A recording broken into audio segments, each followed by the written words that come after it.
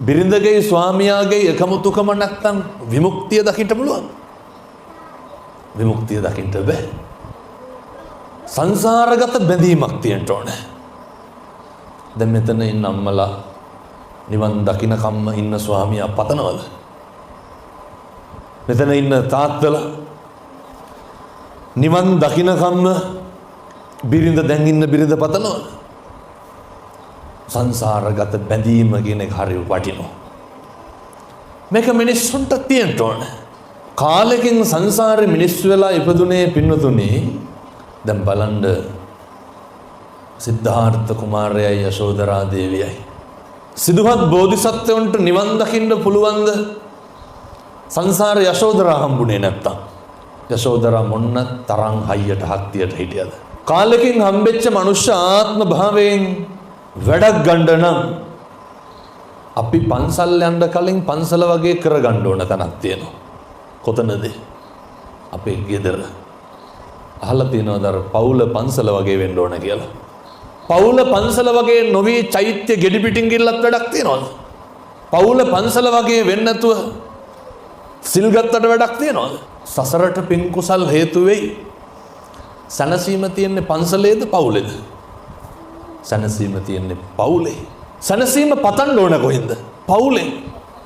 මොකද කොච්චර බණ අහලා පින්දහම් කරලා හැන්දෑවේ ගෙදර යනකොට සනසීම තිබ්බේ නැත්තම් හිත සෞත්තුවෙන් නෙමෙයිද නිදා ගන්නට වෙන්නේ. ඒ නිසා මතක තියාගන්න. පින්නත් මේ චාමර මහත්මයා නේ බිරිඳ වෙනුවෙන් මේ කරන පින්කම මේක සසරේ හැමදාම තියෙයි. සසරේ ඔය ගමන දෙන්නටම එකට යන්න හම්බෙයි. නිවන් දකින්නකන් ඔය බැඳීම තියෙයි. මෙහෙම බැඳීම් පින්නතුනි හම්බෙන්නේ හරි කලතුරකින්. හම්බෙච්ච මනුෂ්‍ය ආත්ම භාවය අපාය කරන්නත් පුළුවන් පවුලකට. එහෙම නෙමෙයිද? හම්බෙච්ච මිනිසත් භවයේ තුල දිව්‍ය ලෝකය ලබා ගන්නටත් පුළුවන් කොහෙන්ද? පවුලකට. දැන් අර මතකද අපේ බෝධිසත්වයෝ ඇසලපුර පසළොස්වක් පෝය දවසේ අභිනිෂ්ක්‍රමණය කරනවනේ නේ. කාටද කතා කරන්නේ? චන්නට කියනව නේද? මොන ආශ්‍රයද ලෑස්ති කරගන්න කියන්නේ? කන්තක සූදානම් කරන්නලු. පින්නතුනේ බෝධිසත්වෝ වෙනුවෙන් කී ලක්ෂයක් අශ්වය මාලිගාවේ ඉන්නද? කොච්චර ඉන්නද? අප්‍රමාණ විදියට අශ්වය හිටියා. බෝධිසත්වෝ චන්නමතියන්ට කිව්වේ කවුරු තෝරගන්න කියලා? කන්තක ලෑස්ති කරන්න. මොකද ඒ කන්තක විතරක්. ජාතක පොත පෙරලනකොට බෞද්ධ සාහිත්‍ය අධ්‍යයනය කරනකොට කොච්චරනම් සංසාරේ කන්තක හම්බෙලා තියෙනවද බෝධිසත්වයන්ට? කන්තක ආත්ම කීයක් බෝධිසත්වයන්ට ස්වාමියා වෙලා තියෙනවද? ජාතක දේශනාව අවසානයේ බුදුහාමුදුරුවෝ කියනව නේද? එවකට කන්තක නම් අහවලාය කියලා. සසර ගනුදෙනුව ඉවර කරන්න කල්යාණ මිත්‍රයෝ ඉන්න ඕනේ. මොකද කල්යාණ මිත්‍රයෝ මත තමයි පින්නතුනේ අපේ පව් කුසල් සිද්ධ වෙන එක අඩුද වැඩිද කියන එක තීරණය වෙන්නේ. මොකද ඒ චන්නෑමතිය විතරක් ලෑස්ති කරගත්තේ සංසාර බැඳීම. පින්නතුනේ කන්තක අශ්වයා නේරංජනාව තරණය කරලා කන්තකට දරා ගන්න බෑ සිදුවත් බෝධිසත්වයෝ ආභරණ ටික ගලවනකොට කන්තක ක්ලාන්ත වෙනවා. දෙවැනි අවස්ථාවේ කන්තක උලුස්සලා බලනකොට බෝධිසත්වයෝ කෙස් වැටිය කපලා කහවතාවක් දරලා කන්තකගේ පපුව පැලිලා මැරෙනවා. සසර ගනුදෙනුව ඉවරයි කියලා දන්නවා. චන්නමතිය මාලිගාවට යනවා. බුද්ධත්වයේ ලබාගෙන 20000ක් මහා සංඝරත්නයේ සමග බුදුහාමුදුරුවෝ කිඹුල්ලක් නුවරට වැඩියට පස්සේ දන් වළඳලා අවසානයේ සුද්ධෝදන රජුරෝ මොකද්ද කියන්නේ? මෙන්න මේ මං කියන විදේ ස්වාමියා බිරිඳ බැඳීමක් තියෙන්න ඕනේ. මම මේ අද මෙහෙම බණක් කියන්න නෙමෙයි ආවේ. මේ බිරිඳගේ උපන්දිනේට බණක් කියන හින්දා මම මේක කියන්නේ. තථාගතයන් වහන්සේ දන් වළඳලා අවසානයේ සුද්ධෝදන රජුරෝ ඇවිල්ලා මොකද්ද කියන්නේ? කියනවා නේද බුදුහාමුදුරුවනේ යශෝදරාව කාමරේ අඬනවා. එහෙමනේ. යශෝදරා බුදුහාමුදුරුවන්ට මුණ දෙන්න එළියට ආවද? එළියට ආවේ නැහැ. දුක. සංසාරේ කල්ප ගානක් පතාගෙන ආපු ස්වාමියා මුළු දඹදිවම රජ කරපු රජවරුන්ගේ පුත්තු විවාහ යෝජනාව ගේනකොට සිද්ධාර්ථ කුමාරයා අභියෝග කරලා කියනව නේද සුද්ධෝදන රජුරවන්ට රජතුමනි සැලෙන්න එපා සූදානම් කරගන්න බල පරාක්‍රමයේ පෙන්වන්න තරංගය යශෝදරාගේ තාත්තා මොකද කියන්නේ මගේ දියණිය දෙන්නේ දුනු ශිල්ප කඩු ශිල්ප යුද ශිල්ප ශාස්ත්‍රයේ කෙල පැමිණි රජපුතෙකුට විතරයි ඔච්චර පතන් දැද්දේ විවාහයට අභියෝගේ බාර ගන්න ලක්ෂ ගාණක් මිනිස්සු රජවරු මැති ඇමතිවරු ඉස්සරහ අපේ බෝධිසත්වෝ සංසාරේ බුදු වෙන්න පතාගෙන ආපු ඒ පාද පරිචාරිකාව බිරිඳ ස්වාමි දියණිය ලබා ගන්නට අවසානාත්මෙත් ලබා ගන්නට මොකද කරන්නේ දුනු ශිල්ප දක්වනවා කඩු ශිල්ප දක්වනවා යුද්ධ ශිල්ප දක්වනවා සර්ව මිත්‍ර බමුණගෙන් ඉගෙන ගත්ත ඒ මහා ශාස්ත්‍රයන් වල අනුභවයෙන් තමයි යශෝදරා හා සරණ බන්ධනයට එක්ව වෙන්නේ මොන ව්‍යායාමයක් කරාද සංසාර ගනුදෙනුව බුදු වෙනවා කියලා නැවැත්තුවද නැහැ බුදු වෙන ආත්මෙත් විවාහ වෙන්න ඕන කියලා පතාගෙන ඉන්න ඇති ඒකට උදව් කරේ කවුද යශෝදරාට බෝධිසත්වයන්ට යශෝදරා පින්නතුනේ ඇසලපුරපාල් 15ක් පොය දවසේ රාහුල කුමාරයා ඉපදුනාට පස්සේ අපේ බෝධිසත්වය අභිනිෂ්ක්‍රමණය කළේ යශෝදරා වෛර බඳිනවද යශෝදරා දැනගන්නවා දැන් සුද්ධෝදන රජුරෝ කියනවා බුදුහාමුදුරුවනේ ඔබ වහන්සේ මාලිගාවෙන් ගියපු දා ඉඳන් යශෝදරා දැනගන්නවා ඔබ වහන්සේ දවසට එක වේලයි වළඳන් යශෝදරා මොකද කරන්නේ එක වේලයි කෑවේ බලන්න දෙන්නගේ සංසාරේ මොන බැඳීමක් තියෙන්නද බුදුහාමුදුරුවනේ යශෝදරා දැනගන්නවා ඔබ වහන්සේ කසී සලු අතෑරලා රළු වස්ත්‍ර දරාගෙන යශෝදරා මොකද කරන්නේ අර සිනිදු සලු සියල්ල පැත්තකට දාලා රළු වස්ත්‍ර දරනවා ස්වාමි භක්තිය යශෝදරාවතේ කියනව නේද අර කැලේ තියෙන කොයි දේවත් රස වේවා ගව්වෙන් ගව්ව දිව මාලිගයි දිවේවා දන්නම මුළු සංසාරෙම ආවේ රාහුල කුමාරයා දාලා ගියේ මගේ ස්වාමියා වෙන මොකේටවත් නෙමෙයි විමුක්තිය හොයන්න එහෙම ගියාට පස්සේ පතනවා මේ අවුවේ ඇති රස්මාලා අඩුවේවලු අවුවේ සර මගේ ස්වාමියාට දැනෙන්න එපාම ගව්වෙන් ගව්ව දිවමාලිගේ දිවෙන්න ඕනලු කවුරු වෙනුවෙන්ද මගේ ස්වාමියා වෙනුවෙන් කවුද මේ පතන්නේ යශෝදරාව වෙන්නත් නේ යශෝදරා දවසට එක වේලක් වළඳලා හිස මුඩු කරලා මාලිගාවේ ස්වාමියා වෙනුවෙන් ඉන්නවා උපවාස කරනවා මෙහෙම බිරින්දෑවරු නෙමේ දෝනේ මෙහෙම බිරින්දෑවරු ඕනේ ඊට පස්සේ තථාගතයන් වහන්සේ තිබ්බේ නැද්ද පණිවිඩයක් යවන්න යශෝදරාට එන්න කියන්න පල්ලහැට කියලා පණිවිඩය යවන්න තිබ්බේ නැද්ද තිබ්බා ස්වාමි දියණිය ස්වාමියාට එලෙස ගරු බුහුමන් දක්වනකොට බලන්දර බුදුහාමුදුරුවෝ ලෝකෙටම දීපු පණිවිඩේ යශෝදරාගේ කුටියට යනවා යශෝදරාගේ කුටියට යනවා යනකොට යශෝදරා අඬනවා මොන දුකක් තියෙන්න ඇද්දනේ සංසාරේ කල්ප ගානක් එකටම ආවේ එතනදී බුදුහාමුදුරුවෝ දේශනා කරනවා සඳ කිඳුරු ජාතකේ වැද්ද කිඳුරිය ගන්න රජුරෝ මොකද කරන්නේ කිඳුරා මරනවා පතාගෙන ආපුවේ බුදුහාමුදුරුවෝ කියනවා අද නෙමේ එදත් මෙහෙමයි යශෝදරා යශෝදරාගේ දුක කොච්චරද කියනවා නම් බුදුහාමුදුරුවන්ගේ කකුල් දෙක අල්ලාගෙන මස් ගොබ මිරි කඬනවා පින්නතුනේ මෙහෙම ස්වාමියෝ නෙමේ දෝන මෙහෙමයි ගෙවල් වල ජීවත් වෙන්න ඕන අපේ ගෙවල් වල වැළඳ ගැනීම තියෙන්න ඕන අපේ ගෙවල් වල වැළඳ ගන්නවා තියා එකට බත් ටිකක්වත් කනවද එකට බත් ටික කන්න ඕන පින්නතුනේ මම මේ බණ කියලා දවසක් මට දැන මතක නැහැ එළියට යනකොට අම්මා කෙනෙක් මම ගාවට ඇවිල්ලා ඇඬුවා මම ඇහුවා ඇයි ඔය අඬන්නේ නෑ හාමුදුරුවනේ නිවන් දකින්න කලින් ඔය හාමුදුරුවෝ කියපු විදිහේ පෞල් ජීවිතයක් ගත කරන්න ආසයි. මං ඇහුවා ඒ මොකද? නෑ. ගිනි කාලම මැරෙයි කිව්වා. මොකක්ද ගිනි කාලම මැරෙයි කිව්වේ? උයන එක විතරයි හාමුදුරුවනේ කරන්න කිව්වා. එහෙම නෙමෙයිද? අපි මේකේ අවුරුදු 7-800ක් ඉන්නවද? අවුරුදු 60-70ක් ඉන්නේ.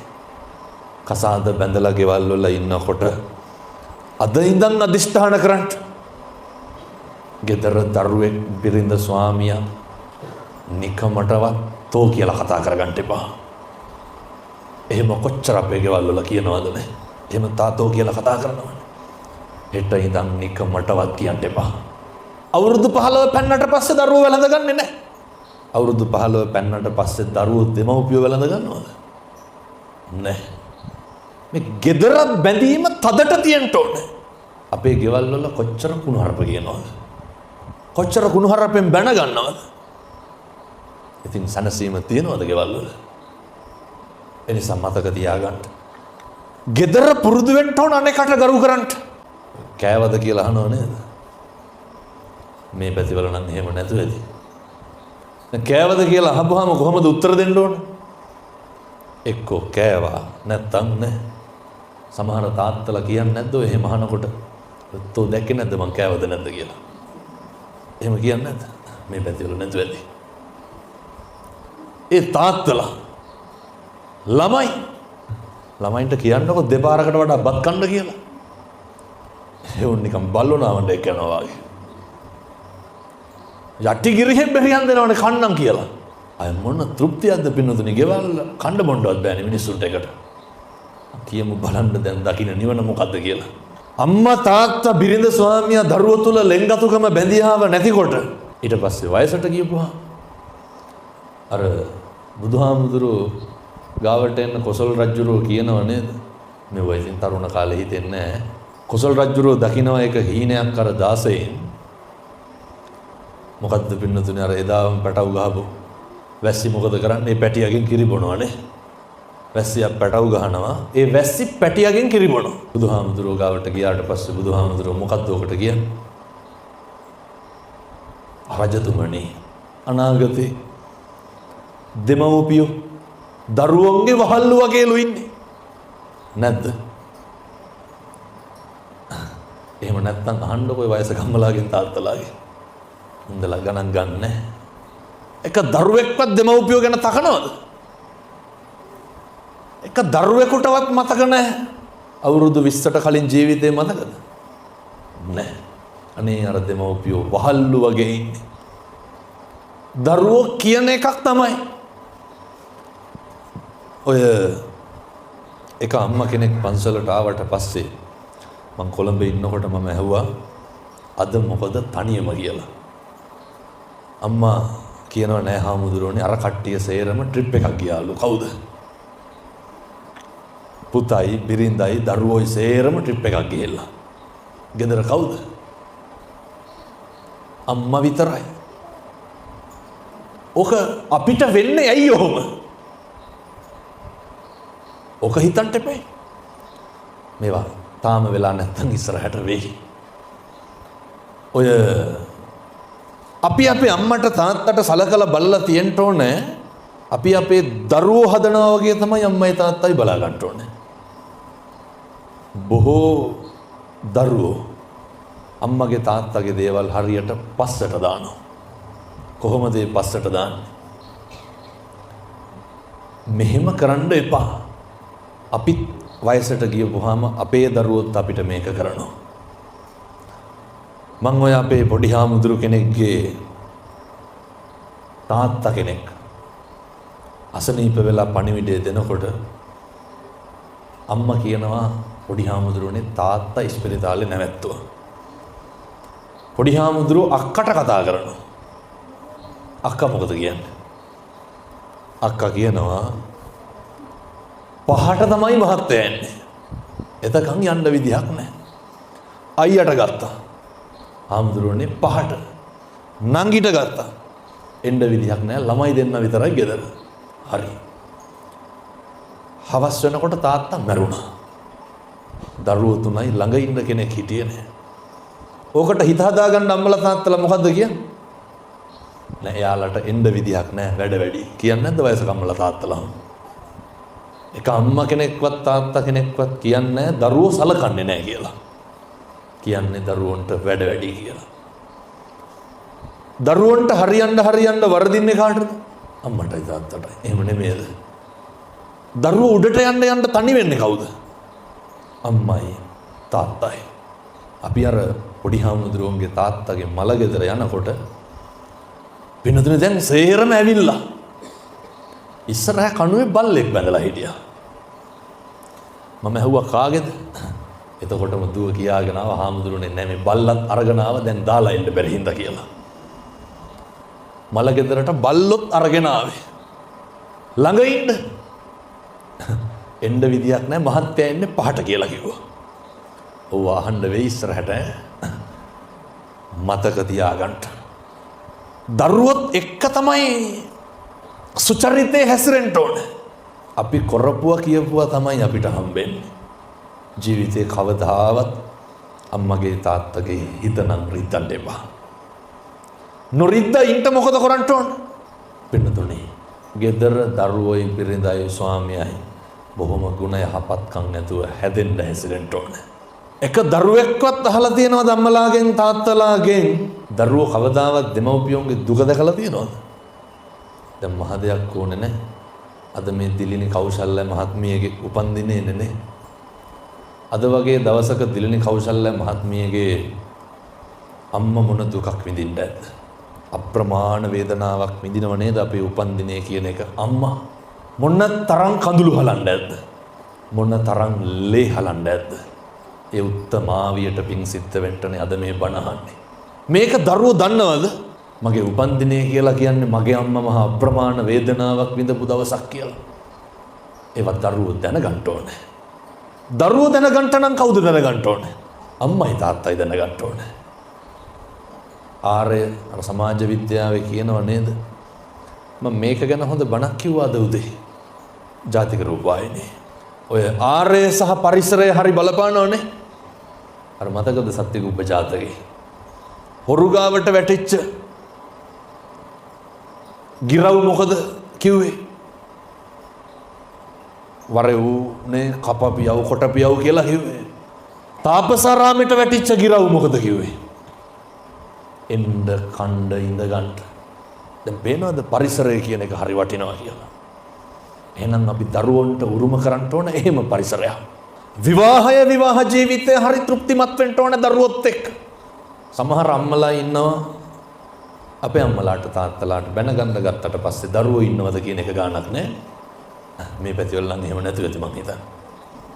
මේ පැතිවල එහෙම බැනගන්නවද නැහැ. නෑ බොහෝ පැතිවල පවුල් ආරවුල් එකයි එහෙම කියන්නේ. දරුවෝ හිටියත් එකයි නැතත් එකයි.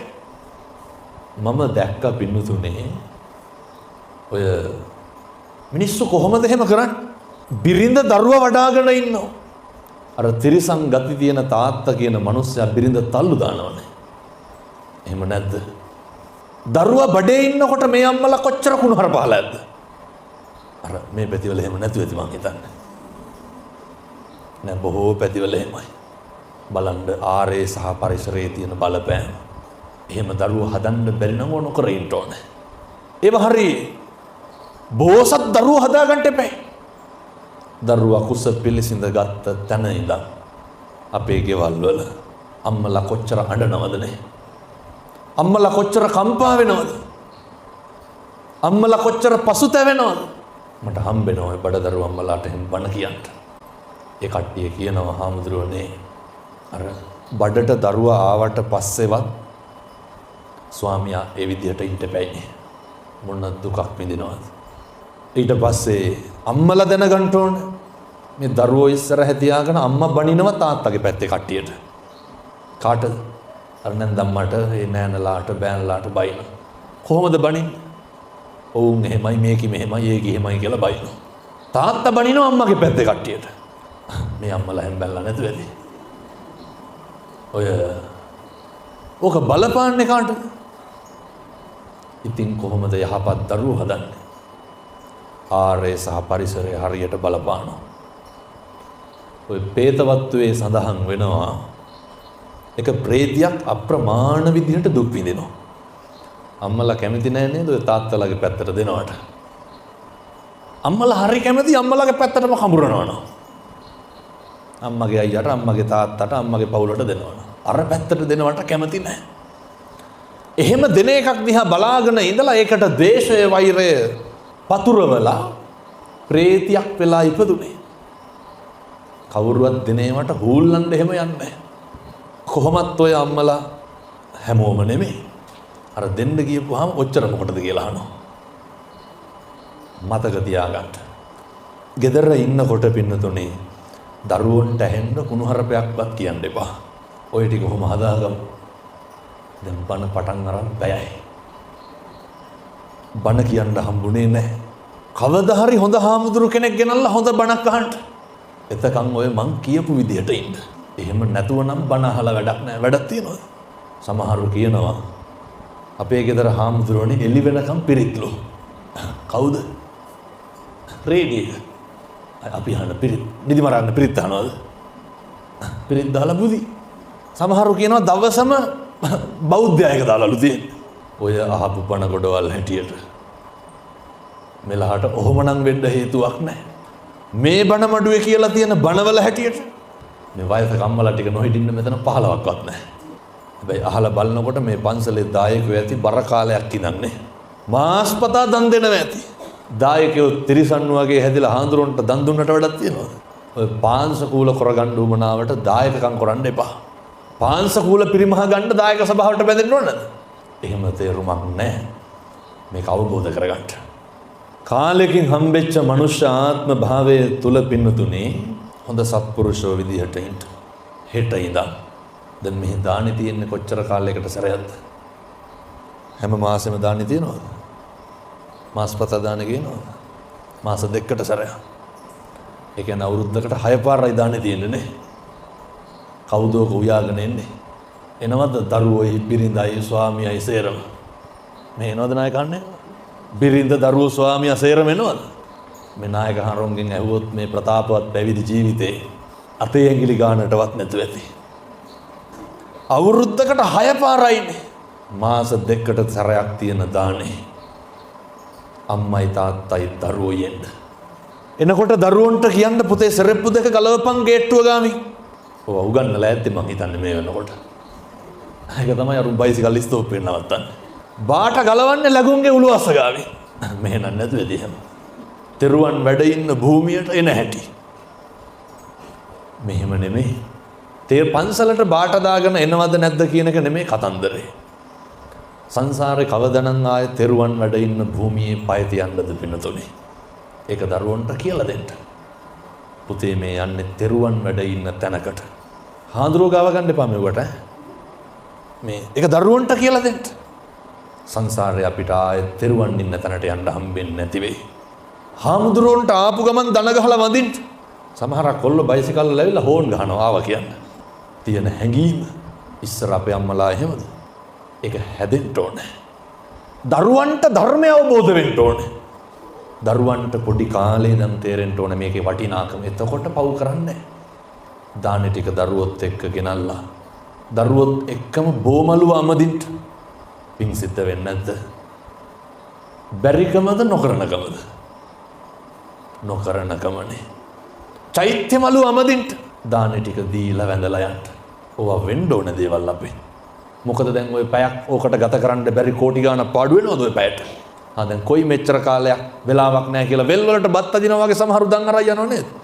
අරන් ගියා තොහ ගාලා තිබ්බා බහුවියා. එහෙම දන් අදින්න එපා. හාඳුරලා කණ්ඩ බොන්න නැතුව මහන්නා නෙමෙයි එහෙම දන් දෙන්න. ඔයත් පින්දහම් කරගන්න ඕනේ. දරුවෝ ටික හදා ගන්න ඕනේ. එහෙමයි කියලා හාඳුරලත් එක්ක වෛර බඳින්න එපා. හාඳුරලාගේ සිල් හොයන්න යන්න එපා. අපේ නායක හාරනේ සමහර මිනිස්සු ඉන්නවා මිනිස්සුන්ට රකින්න බැරි සිල් හාඳුරලා ලව්ව රැක ගන්නවා.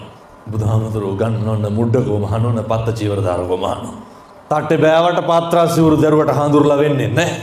මේ නායක හාරලා මේ කරන කැපකිරීම. මෙතුවක් කල් මේ ජීවිතේ වයෝ වෘද්ධ වෙනකන් කැඹුරුවා නම් කැඹුරුවේ පන්සලටද තමන්ගේ ගෙදරටද හදන තරමක් ශාසනය වෙනුවෙන් දායකයෝ වෙනුවෙන් ඒ හින්දා ගමේ පන්සලත් එක්ක ඉන්න. දානි ටික ගේනකොට දෙනකොට දරුවන්ට මතක් කරන්න පුතේ අහවලාටත් බත් පාර්සලයක් දෙමු කාටද? නැද්ද මේ ගංගේවල් වල රහට කණ්ඩ හම්බෙන්නේ නැති මිනිස්සු? බැරි වෙයිද අර දානේ උයන දවසටම බත් එකක් වෙනම බැඳ ගන්න? අපි කොහොම දරුවෝ හදා ගන්න ඕනේ? බල්ලෙක් පූසෙක් දැක්කහම උණු වෙන හදවතක් තියෙන දරුවෙක් ඉන්න ඕනේ. සර්පෙක් සතෙක් දැක්කහම මරන්න එපා යවන්න කියන දරුවෙක් ඉන්න ඕනේ. එතකොට තමයි ඒ ළමයි ලොකු වුණාම අනේකගේ දුක වේදනාව කඳුල බඩගින්න අඳුරගන්නේ. ඊළඟ එක ඉඩ කඩන් වලට මරා ගන්න එපා. මේ පැතිවල එහෙම නැතුව ඇති මං හිතන්නේ. දෙමව්පියන්ගේ දේවල් වලට ඒ මරා ගන්නකොට මොකද්ද කියන්නේ නිදහසට කාරණේ?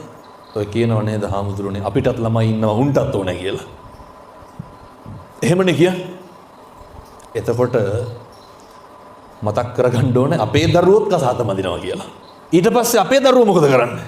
අපේ දරුවන්ටත් ඕන කියලා අපේ ඌව බෙදා ගන්න පොර කනවා මගේ දරුවෝ ටික බෙදෙනවා කියන එක මතක් කරගන්න. ඒක දන්නේ නැත්නම් මේ වයසක අම්මලාගෙන් තාත්තලාගෙන් අහන්න. දලා දන්නවා හොඳට. ඒ දැන් මෙලහටම ළමයි පොකරේ අල්ලන වෙදිනේ නේද බෙදා ගන්න. ඒ ළමයිගේ අඩු වැඩිය කියන එක පොඩි කාලේ ඉඳන් මතක තියාගන්න. සමහර තාත්තලාගේ පුදුම විදිහේ කැතකම් තියෙනවා. දරුවන්ට වෙනස්කම් කරනවනේ. අහවලාට වෙන විදිහකට මෙයාට වෙන විදිහකට. ඒකරල අපි ගාවට ඇවිල්ලා කියනවා හාමුදුරුවනේ ආදරේ ඒ වුණාට පෙන්නලා බෑ කියලා. පෙන්නන්න බැරි ආදරෙන් වැඩක් තියෙනවා. මැරිලා ගියොත් එහෙනම් මොකටද පෙන්නන්නේ? එහෙනම් බිරිඳට දරුවන්ට ආදරේ පෙන්නන්න. ආදරේ දෙන්න. දැන් මට කියමු බලන්න ඔය ගෙදර ඔය ටික හදා ගන්න නැතුව දකින්න ගන්න සීලයක් කියමු බලන්න. හදවතේ බුරබුරා නැගෙන ක්‍රෝධය ඇති වෙන්නේ පාරට ආපුවාමද ගෙදර ඉන්නකොටද? කවදාවත් පාරේ ඉන්නකොට කේන්ති ගිහින් තියනවද? ගෙට ගොඩ වෙන්න ඕනේ. දැන් ඔය කේන්තිය ද්වේෂය කියන එක බුදුහාමුදුරුවෝ උගන්වපු ප්‍රධාන අකුසල මූල තුනවල එකක් නේ. දැන් ද්වේෂය නැති කරගන්න ඕන කොහෙන්ද එහෙනම්? ඇති වෙන්නේ කොහෙන්ද? ද්වේෂය ඇති වෙන්නේ ගෙදරින් නම් රෙස්ටොරන්ට් එකකට ගිහිල්ලා බිව්වට හරියනවද? ඒක නැති කරන්න ඕනේ ගෙදරින්. කාමය ඇති වෙන්නේ කොහෙද? දැන් බාහිර වස්තුවක් පිළිබඳව කාමය ඇති වෙන්නේ කොහෙද? අපේ හිතේනේ ඇති වෙන්නේ නේ. එහෙනම් කාමය නැති කරන්න ඕන කොහෙන්ද? අපේ හිතෙන්මයි. තරහව ඇති වෙන්නේ ගෙදරින්.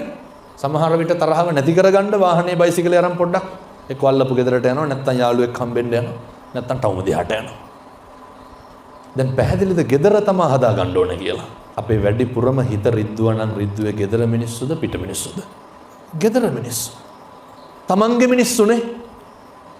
දුක හිතුණා නම් හිතුනේ පිට මිනිස්සු හින්දාද තමන්ගේ මිනිස්සු හින්දාද? එහෙනම් දැන් මේක හදා ගන්න ඕන කොහෙන්ද? ගෙදරින්.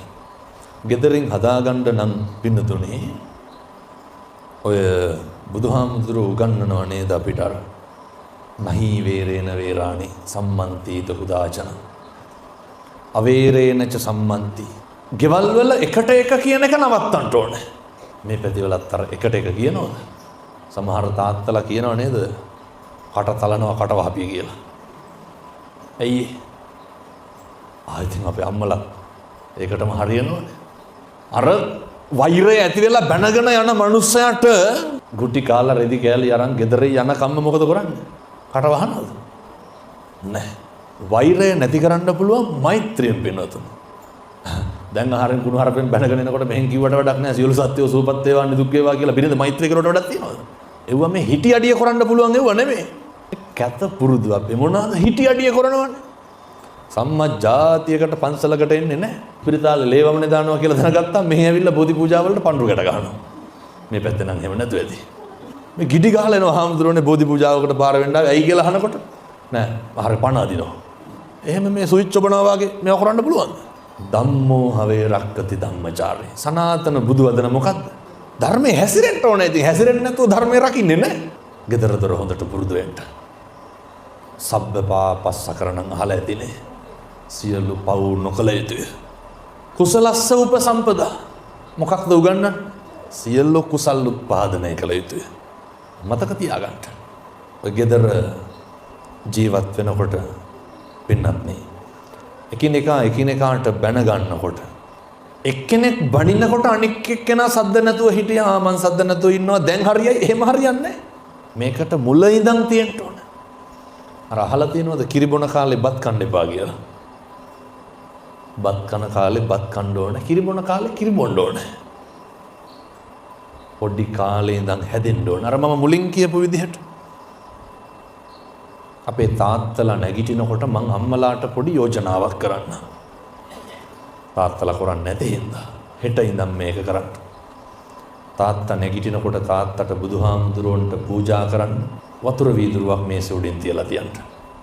ඔක බැරි වෙයිද කරගන්න හෙට ඉඳන්? කවුද ඔක කරන්න ඕනේ?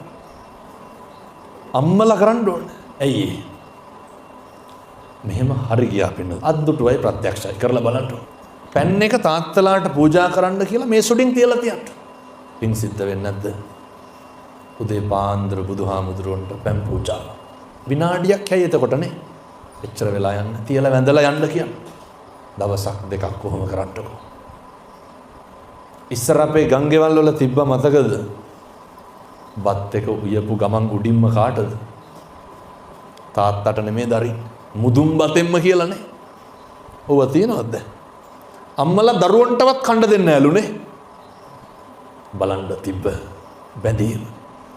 ඒකන ඉස්සර අම්මා මැරිලා වැඩි කල් යන්න කලින් තාත්තා මැරෙනවනේ. ඇයි එච්චර බැඳීමක් තියෙනවා. ඔය තාත්තා බිම ඉන්නකොට අම්මලා ඉස්සර උඩ ඉන්නේ හරි ගෞරවයක් තිබ්බා. පුදුම විදිහේ තාත්තා කනකන් අම්මලා පැත්තකට වෙලා ඉන්නවලු. එහෙම තියෙන්න ඕනේ නැද්ද? එහෙම තියෙන්න ඕන. ඔය තියෙනවද අද ගෙවල් වල? දැන් මොකක්ද මේ උගන්වන්නේ? අපි දැනගන්න ඕන අපෙන් කරන්න ඕන කරන යුතුයකම මොකක්ද කියන එක.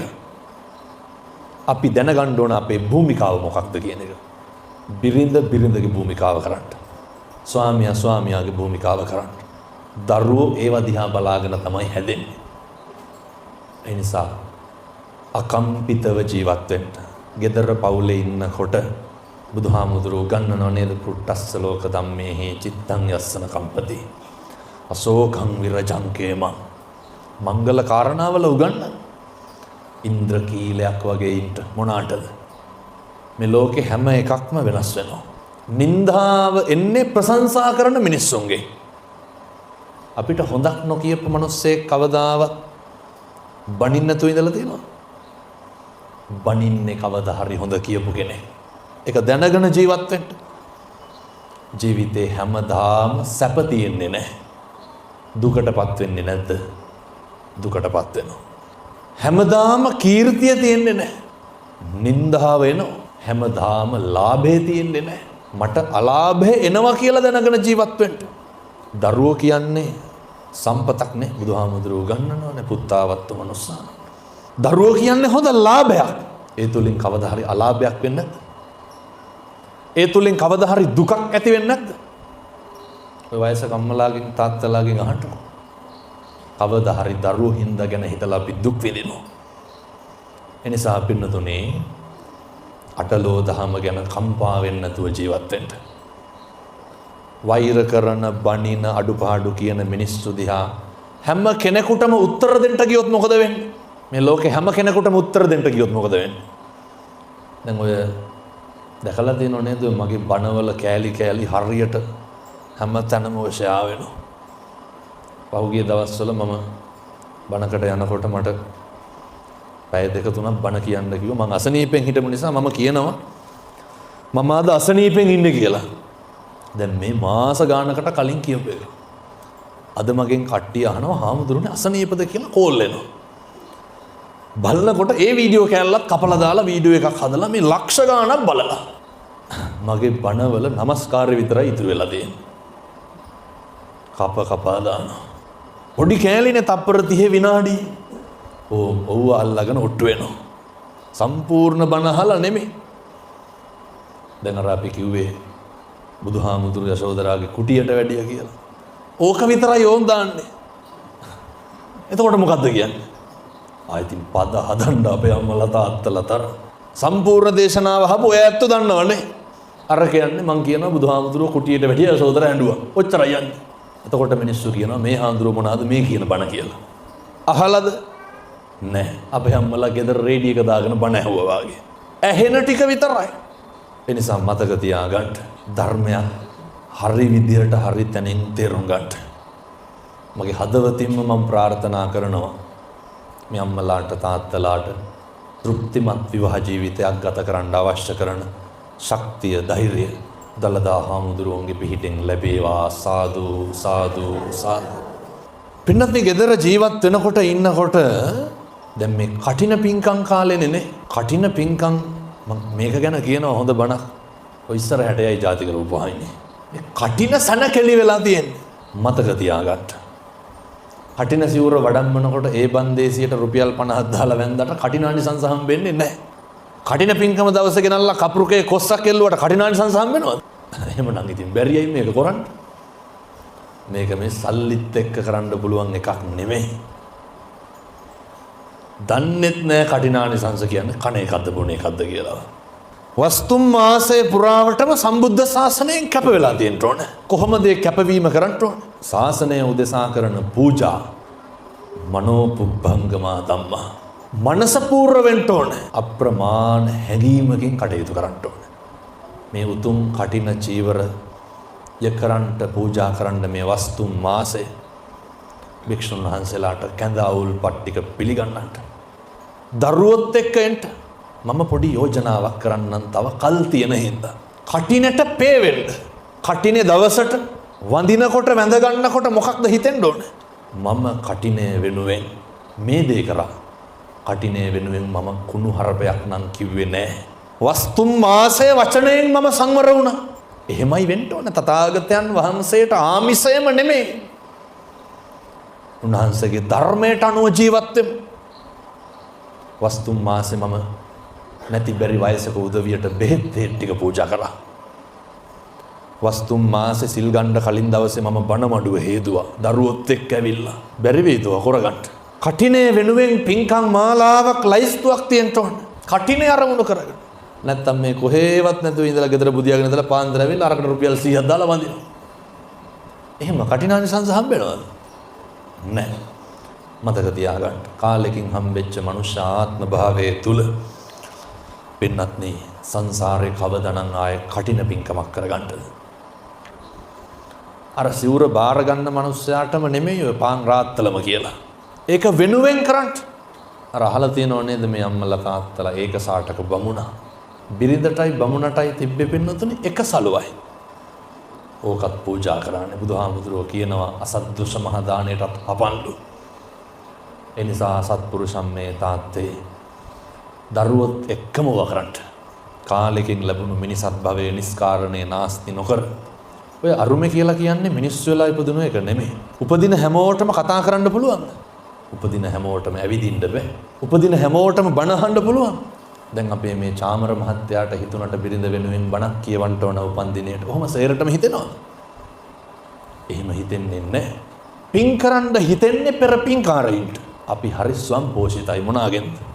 මනුෂ්‍ය සම්පත්තිය, ශන සම්පත්තිය, හොඳ හිත, කුසල සිතුවිලි එමටමයි. ඒ නිසා ඕකෙන් හොඳට වැඩ ගන්න. ප්‍රාර්ථනා කරගන්න වැඳගෙන සංසාරේ නොබෝ කාලෙකින් චතුරාර්ය සත්‍ය අවබෝධ කරගන්න මේ පින් හේතු වාසනා වේවා. සාදු සාදු සාදු. පයකුත් විනාඩි 20ක් විතර මේ අම්මලා තාත්තලා යන්න එපයි ගෙවල් වලට. මමත් යන්න ඕන 12ට එකටවත් පන්සලට. ආය හෙට රත්නපුරේ අනිද්දා මොරවක. එන්ද මේ ජීවිතේ පාන්දර එකට කලින් නම් නිදාගත්ත දවසක් නැහැ. හැමදාම අප්‍රමාණ කරුණාවකින් මේ බණ කියන්නේ. එන්න දික්කසාත වෙනවා වැඩි. එන්න පෞල් ප්‍රශ්න වැඩි. බිරිඳ ස්වාමියා තුල සැනසීම සතුට අනේකට ගරු කරනකම නැහැ. හරි ආදරෙන් ගෙදර ඉන්න. දුරාචාරය නම් යෙදෙන්න එපා. බිරිඳට ස්වාමියා විශ්වාසවන්ත වෙන්න ඕනේ. ස්වාමියාට බිරිඳ විශ්වාසවන්ත වෙන්න ඕනේ.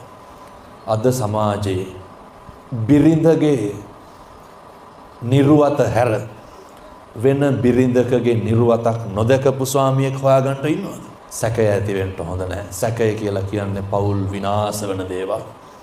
ඒ නිසා හොඳට පන්සිල් ටික රැකගෙන සංසාරේ පතපු බිරිඳ ස්වාමියා හම්බෙලා තියෙනවා නම් ඔය සේරටම එකට නිවන් දකින්න පුළුවන් විදියට වැඩ කරන්න ඒ සඳහා වැසි ශක්තිය ලැබේවා සාදු කියලා පතන්න.